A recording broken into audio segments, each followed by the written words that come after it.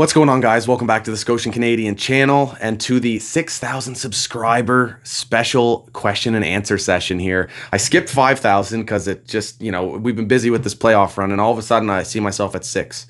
It's unbelievable. I cannot express how grateful I am that people tune in to watch me talk Habs. It means the world to me. I'm thankful that you guys, come here and utilize me as one of your trusted sources for some entertainment and some information. And I hope you're enjoying the content. I'm going to keep it going as long as I can. Pretty busy life with the 3 kids under 3, but I'm managing so far, and this is it's just so fun. And I'm meeting so many people, viewers and other podcasters, so it's an absolute blast. So thank you again. It truly does mean the world to me, and it's humbling to know that people want to hear what I have to say. It's super cool. And I've already done the draw for the contest for the Montreal Canadiens hat and my Game 7 notes, which from the Leaf series, which is right here.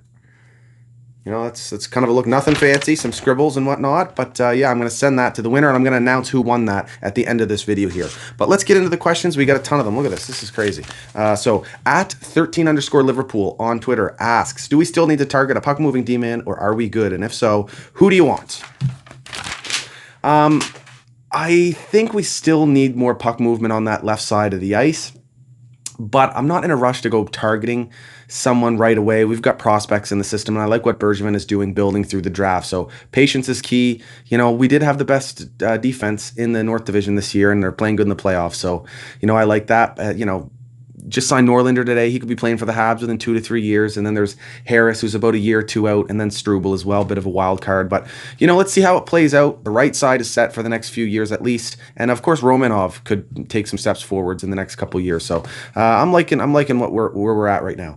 Blanky Capelot on Instagram asks, opinion on Josh Anderson. You know what? I love this player. He's a special breed of hockey player. The size, the speed, and his finishing ability. Plus, he's just an old school power forward. I say it all the time. He's willing to tilly if he needs to and stick up for his teammates. He's intimidating to play against.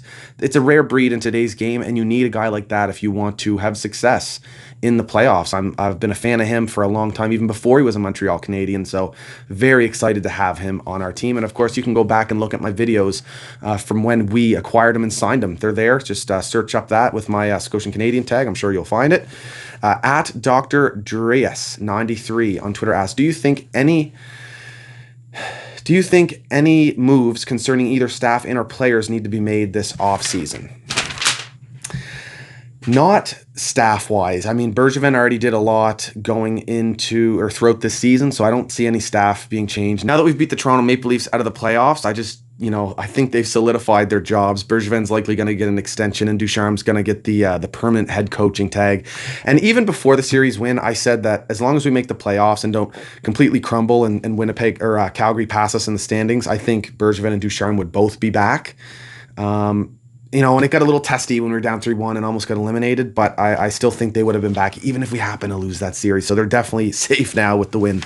And player-wise, of course, there's Deneau coming up in Tatar, and I got a few more questions about that here, so I'll touch on it later on. At WMartin_LSG on Twitter, what made you start liking Montreal and your fave memory of the team? So I started liking Montreal because my grandfather, who had Parkinson's disease when I was a young kid, in the hospital, he had a poster of a bunch of goalies, NHL goalies, and Jocelyn Thibault was on there, and it was pointed out to me that, Papa loves the Montreal Canadiens, and this is Jocelyn Thibault, the goalie, and I was in love with them ever since, and of course it helped that my dad is a big fan, and we watched games growing up. My favorite memory would likely be Koivu returning from cancer. I think I was 11 or 12, and I really got the grasp of how meaningful it is to play for the Habs.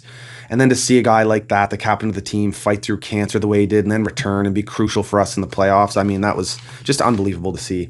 Now, David Ruffo on Facebook asks, if you were GM for a day, what moves would you make and why?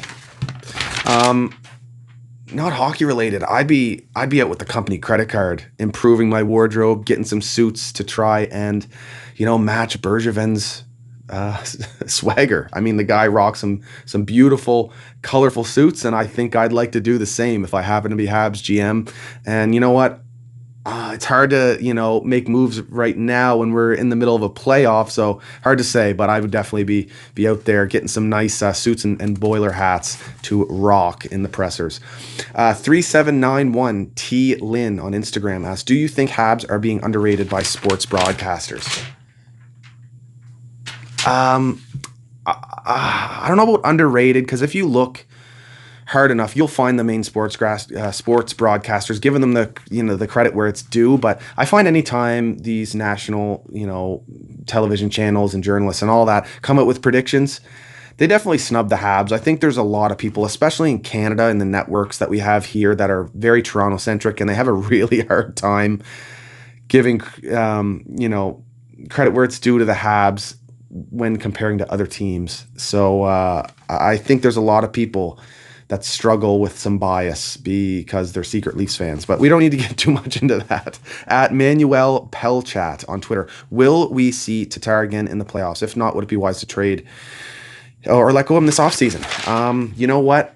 I think we're going to see him again. We just saw Jake Evans go down, and it's going to be between Tatar and Lehkonen. Either way, I think that it's a luxury to have these guys waiting in the wings. But I still like Tatar with his line of Danault and Gallagher, and they've got the chemistry. And I'd love to see Tatar come in with some fire. He's got the offensive upside more so than Lehkonen. So I definitely see him drawn in. Now, in terms of after the season, I have a feeling he's just going to walk to free agency, and I think that's okay. He was a very important piece in the Pacioretty deal, but not the main piece, and I think it's time we let him go. I think he'll get a great deal somewhere in the NHL and find a good spot, and I've loved his time in Montreal. Thomas Tatar! At Craig Hab 72, should us Nova Scotian folks do a watch party or a road trip for a game when it's deemed reasonably safe to do so? Absolutely, we should do a watch party when we can, as soon as possible. I'll try to line that up once the bars and restaurants truly open up. As for a road trip, it might be hard to line up, but I'll definitely be looking to go to Montreal soon, and I'll be plastering that everywhere that I'll be there. And if you want to happen to join in and meet me in Montreal, or if you're in Montreal and you want to hang out, we'll try and figure something out and do some sort of event or something like that. But great question. CL8615 on Instagram asks, are you old enough to remember the 93 Cup win?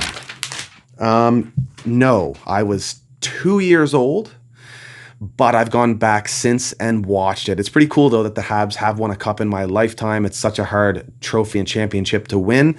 And, fantastic game and series, shutting down Wayne Gretzky to get it done. I wish I could remember the whole run itself, but just too young. But yeah, I have a lot of respect for what happened in the past, and I've gone back and watched a lot of previous Stanley Cup wins for this team. At Britain RFH on Twitter asks, if you could be wined and dined by any Habs player in the last 15 years, who would it be and why? Would it be Hal Gill? Who would it be and why would it be Hal Gill? That's a good question, Britain. Our Habs on Reddit original fellow there. So why would it be Hal Gill? Just because the guy has been everywhere in the league. He's played for every single, historic franchise in the eastern part of North America, Boston, Toronto, and Montreal. And he's had playoff success for the most part with all of them. Absolutely love Hal Gill. It was a blast watching him protect the crease and protect Jaro Halak when he was with us on that magical run against the Caps and the Pens. Absolutely love Hal Gill, and it'd be great to sit down with him someday. Now, if I were to go off the board, because obviously it'd be Hal Gill, but who else? I mean, I want to go completely off the board here. I think Andrew Shaw. I think it'd be hilarious to have Andrew Shaw wine and dine me. Plus, he's just a hilarious fella, and I'm pretty happy that he spent some time as a Montreal Canadian. Absolutely love the guy, and to see how he interacted with the players in the locker room and on road trips and stuff was a treat. I can definitely see why he's a glue guy in the NHL and why Chicago wanted him back. Jerome Brideau on Instagram asks, what's the key for the Habs' success versus Winnipeg, not including the goalie matchup? You know what? Again, it's just defense. Two-way defense from the forwards and strong, intimidating defense from our defensemen, shutting down that Winnipeg Jets top six. Again, like the Leafs, this team has a lethal top six. It's going to hurt them a lot, losing Mark Scheifele, but don't count them out because they still have Kyle Connor. They still have Nick Ehlers, and their center depth really isn't that bad even without Scheifele. Looking at Adam Lowry and Pierre-Luc Dubois, and of course, if Stastny's healthy, I mean, that's That's damn good. So yeah, definitely defense is the key, and we're going to need some depth scoring because they've got them strong defensive players as well, and some physical players. They're going to do their best to shut down the Habs as a whole. At PL Fontaine on Twitter, should the Habs make a move for Seth Jones, considering they need a puck moving, reliable D-man? No, they should not, because Weber is locked up for a few more years. He's our captain. He's going nowhere. He's on the right side. Jeff Petrie is going to be starting a 4-year extension next season. I love that moving forward, despite these guys' age. We do need a contingency plan over the next few years because they're getting up there, but there's Cale Fleury in the wings, and we'll have to see how he pans out. But right now, I think the right side set. It's that left side we need, so I don't think Seth Jones would fit quite well. Plus, they're going to be asking for an astronomical price for a guy like Seth Jones, who logs the minutes he does, who puts up the points that he does, and who can defend like he does. So I really like that the Habs have built up a prospect pool. They have a lot of young assets. I'd like to retain all that and see how these guys grow and really start a hockey program that focuses on drafting and developing. I don't want to just draft guys and then ship a big package away for one specific player. It's very risky, so I think I'd take a pass on Seth Jones. Call me crazy, but Kyle Mazon 5 on Instagram. Do you think Suzuki, Caulfield, Toffoli will be our top line going into next year? Yeah, I can see that. They're our main offensive line so far in the playoffs. I still think Gallagher and Deneau, as long as he comes back, fingers crossed, will be a key line in our top 6. But loving the chemistry that we have going here, and coming along with Suzuki, Toffoli, and Caulfield. Caulfield looks some good in the NHL at such a young age, in the playoffs as well. Man, loving seeing these kids finally graduate. There's been a lot of them lately. It's all coming together. At Habs Gaming 97 on Twitter, did you have any other channel ideas before choosing Scotian Canadian? Yeah, I kind of did. I was pondering doing something like this for quite a few years before actually kicking it off. I actually had all of this set up like 2 years before I started the channel. So about 5 years ago, I set all this up. 3 years ago, I started the channel because I always wanted to do it, but I was just shy and not so sure of myself. And eventually I just said, you know what, I gotta commit and do it. The other thing too is I was trying to line up to do a podcast with multiple people, and it's just I find it hard to schedule people all at the same time, especially with busy, personal lives and work and all that stuff. So credit to the people who managed to do that. Kudos to you. Zoom has made it a bit easier, but still, it's a tall task. So eventually, I just kind of decided to do it myself. And, here we are today. And other ideas, I think I had the name like Behind the Glass or Boys Behind the Glass or something like that. But I was on Reddit for quite a few years, and I was using my real name on Reddit as my username. And it's kind of the, cool thing about Reddit is you're able to be anonymous. So at some point I went, why am I using my real name? And I switched it. And when I went to switch it, create a new account, I thought, if I eventually do some kind of, content, I should make sure my Reddit name matches that. So I thought about it long and hard and came up with Scotian Canadian. I thought I had kind of a cool ring to it, and I ran with that on Reddit for a couple years, and then eventually started the YouTube channel as well. Sylvan Perot on Facebook. How stupid does Craig Button look now? You know what? I don't think Craig Button looks stupid. I mean, Habs came in as the heavy underdog. I think, that made sense. The Leafs are an extremely, extremely strong team, despite getting knocked out by us. The JT loss was huge. Muzzin loss was huge. But all that being said, I've believed in this Habs build for a long time. I've also said for a long time that the Habs, if they meet the Leafs in the playoffs, we'll beat them out. And at least we're capable of it, and we're built more so for the playoffs than the Leafs were. So I'm quite happy to see that come to fruition. But no, I don't think Craig Button looks stupid. All the advanced analytics pointed to the Leafs. The regular season matchup pointed to the Leafs. They were a powerhouse. And, what happened. So I don't blame him for his opinion. But early in the season, he said Habs would win the division and we're one of the best teams and most improved. So his prediction early on actually looks quite good. And even when Craig was wrong about his playoff prediction, saying Habs wouldn't even win one game, he admitted it. And he said, you know what? I was wrong. He owned it. I have a lot of respect for people who can do that. And I pride myself on doing that as well. So, I really enjoy Craig Button, and I thought his takes were actually kind of funny going to the playoffs, and maybe they provided some extra motivation for the team if they happen to see them. Tim _McHale 83 on Instagram. What do you think Winnipeg series will be like for the Habs?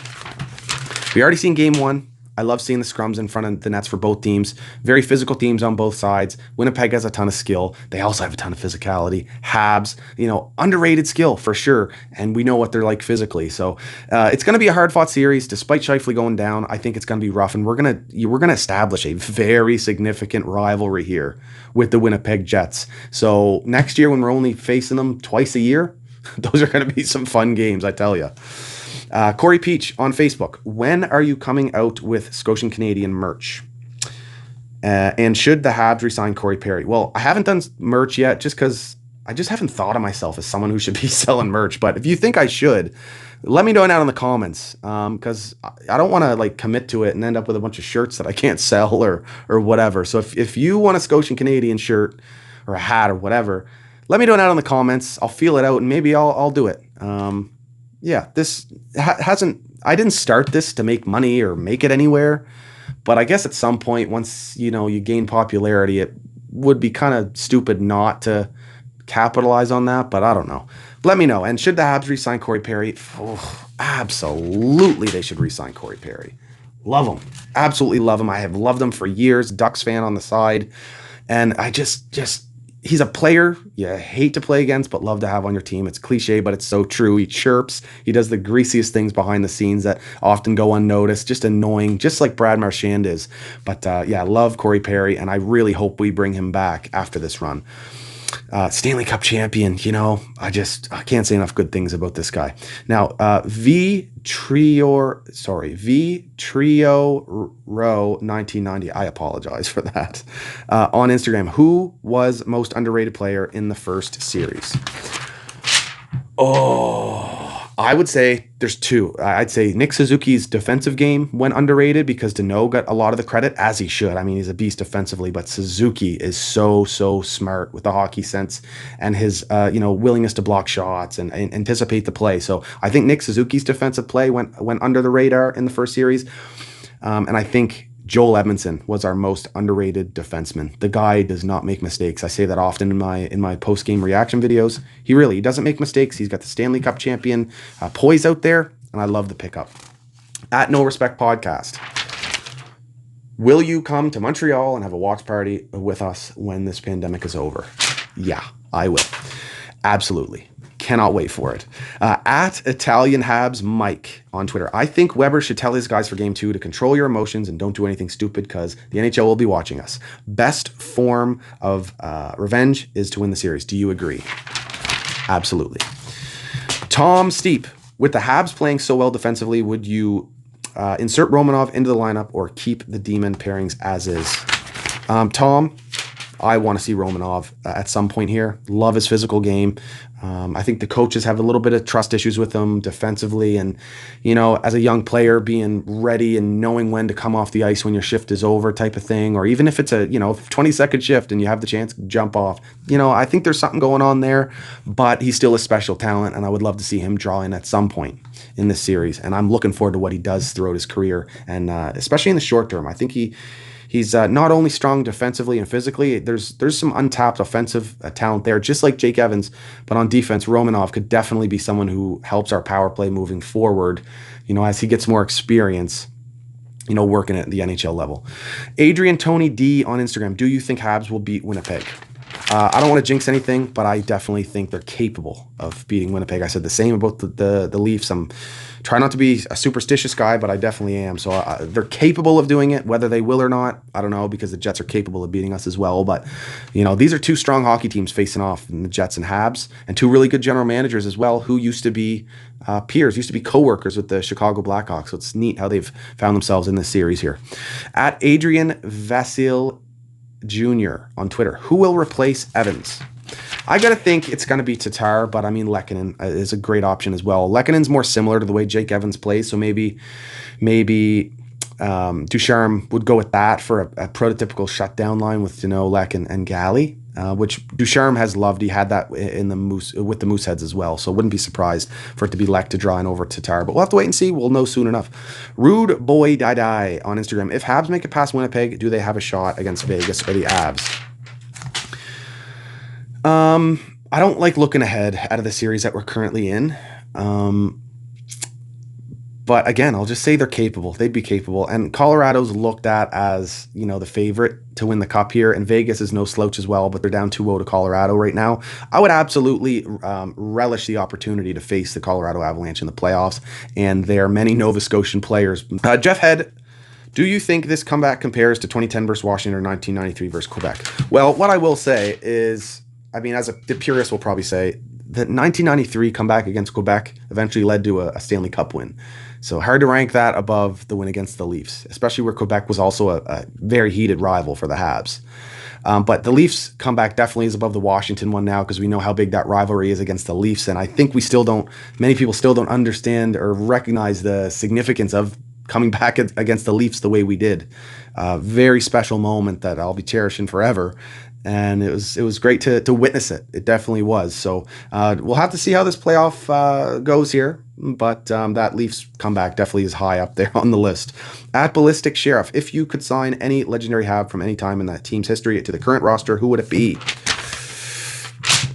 Larry Robinson, baby. Absolutely left-handed, two-way defenseman who's extremely physical, but also can move the puck and shoot it, and just all around one of the best defensemen, if not the best, to ever play the game of hockey. You imagine Larry Robinson paired up with Shea Weber? Oh, man.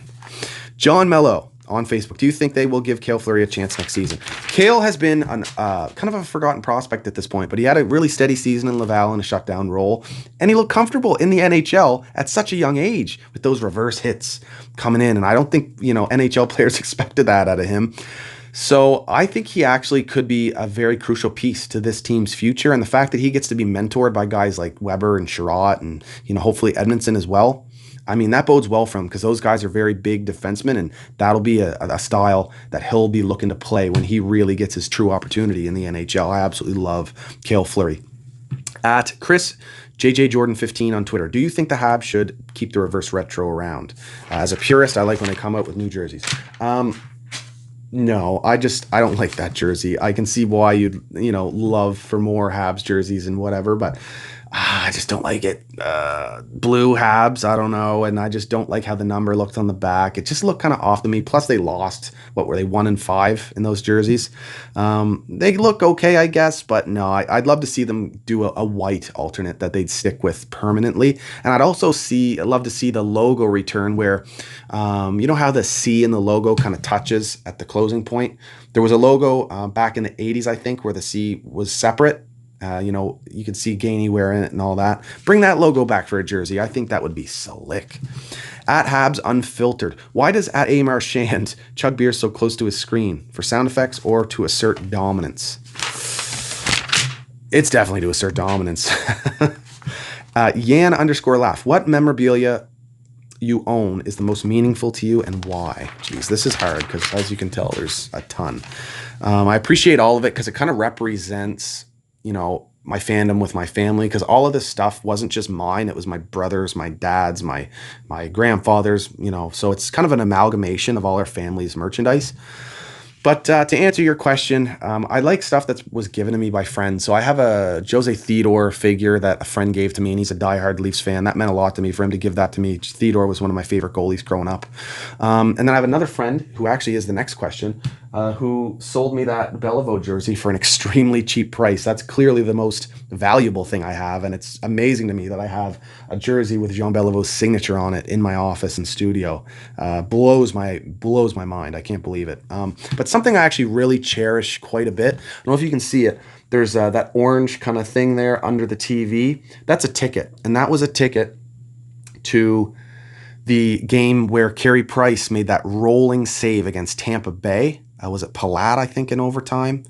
Where he made the rolling save. He made the save with the glove, came out, and he was way out of the net, and then he rolled and whatnot. That's a ticket to that game. I was there with my brother. I'll cherish that memory forever, and that ticket kind of represents that. So, I definitely cherish that piece of memorabilia. Justin Palermo, the guy who got me that jersey on Facebook. 2014 was the last great playoff run for the Canadiens. Unfortunately, Price was injured. Do you feel this team has the pieces to go further? Oh, again, I hate jinxing it, so I can't really give my full opinion on this, but what I will say is I do like how this team is built, and I like how they're playing right now in the playoffs, if you get my drift. John Gilbert .77 on Instagram. What is your favorite Habs memory from your youth? Just out of high school, I saved up to go to Montreal, and I also helped pay for my dad to come with me and my brother. And we had an absolute blast together in Montreal. We saw them play the Buffalo Sabres. They ended up losing, and Rafael Diaz scored the only goal for the Habs. And that was around the Camilleri area, and Camilleri was injured at the time, and he was our favorite player. But it was still an absolute blast. First time in the Bell Center, and it was a rockin' just to hear, Michel Lacroix, just unbelievable. And I'll cherish that forever, to be able to do that with my dad and just cross that off the bucket list. And we had some pretty cool experiences in Montreal. That's all I'll say. At Jesse_Habs, not a question. Can you give a go Habs go woo for good luck? Go Habs go, baby. Woo! Chubbs.mcgrubbs on Instagram. If Habs get past round 2, who would you rather go against, Vegas or Colorado? I answered it in a previous question. I'd absolutely relish the opportunity to play the Habs as the favorite, and who everyone's building up as the best team in the playoffs right now, plus the fact with all those Nova Scotians on it. I'd absolutely love to play them at some point in these playoffs if we're fortunate enough to get that far. But meeting Pacioretty would be kind of cool too. So, I'd just be grateful to make this a run this year. So Evan Bursey 88 on Instagram. Do you feel Montreal has what it takes to make a cup final this year? I said it previously. I like the way they're built, and I like the way the playoffs are trending so far. That's all I'll say. Don't want to jinx anything.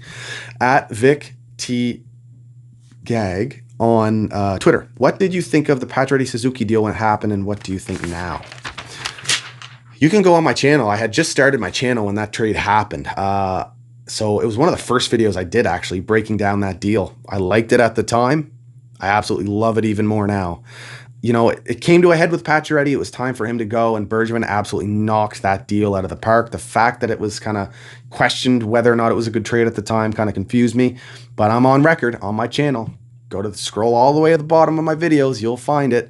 Absolutely loved the deal. And, I kind of predicted Tatar as well being a crucial part of our team for the few years after the deal. And sure enough, he was. Humbly, I don't like to, you get it. At TyCat53 on Twitter. How many takes do you do in general for YouTube videos? And do you always use take one? I definitely don't always use take one. I prefer to, especially for that initial celebration or a reaction from a loss or whatever. But, I'll be ranting and raving and talking, and sometimes I'll go off on a tangent that doesn't make sense. I'd have to cut out, or sometimes I'll not explain myself as well as I'd like to, so then I have to kind of redo it, and it takes some practice to really spit out what I want to say sometimes. And then other times I just one go, boom, you got it. And then there's some really unfortunate times when I do a take and I've got a piece of hair sticking out like this, and I don't realize till it's all done, and I look like an idiot, and I just don't want to put a video up that's distracting because I have a whatever, something's wrong, or my refrigerator goes off in the background, or and then I got to completely redo a video I just spent 45 minutes filming. That sucks, but it happens. That actually happened for the Game 7 video. I had it all done. It was perfect, and my hair was all fucked and looked weird, so I had to redo it from the beginning. And that kind of sucks sometimes because I'll then, forget to say stuff I did in my first take and not have it for the second one. Like, I know in the first Game 7 take, I talked about Eric Stahl and how, I regretted talking down about how he was performing with us to start, and then I forgot to bring that up in the take 2, but there's always the next video, and I managed to bring that up in the round 1 or the round 2 video, game 1 against the Jets. So anyway, guys, that's it for the question and answer session for 6K subs. I appreciate you all so much. Again, I can't say it enough, and thank you enough. It means the world to me that you come here to listen to me talk Habs. It's amazing. It's amazing to me. Now, the winner of the game 1 notes and the Habs hat, Yann Lafreniere. Congrats, buddy. Long-time viewer. When I pulled your name, I was really excited for you. So I'm going to mail you the Game 7 notes as soon as possible, and a nice Habs ball cap as well. Cheers, buddy. Keep working out. I saw your videos on Twitter here and there. So, yeah, you're doing good, man. Cheers, guys. Go Habs, go, baby.